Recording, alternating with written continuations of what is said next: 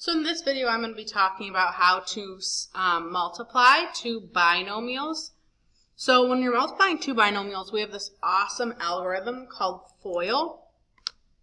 FOIL stands for first,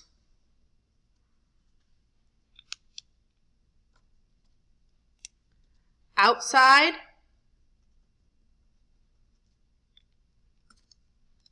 inside, last. So what that really means is its position in the binomials. So first means you're taking the first pair, the first term in each pair. So 2x times 3x. Outside means you're taking the furthest two apart from each other. The furthest two apart from each other, which would be 2x and 4. So O stands for 2x times 4.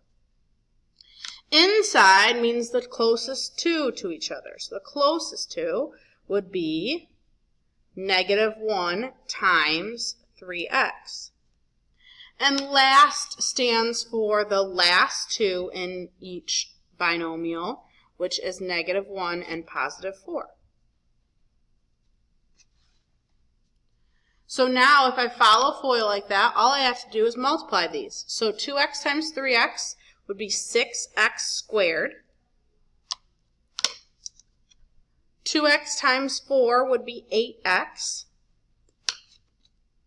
-1 times 3x would be -3x. And -1 times 4 would be -4. Now looking at these, I can tell without doing any other work that I can combine 8x and 3x. They are like terms.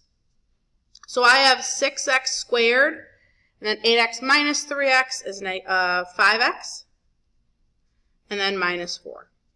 So there is how to multiply two binomials together using the FOIL algorithm.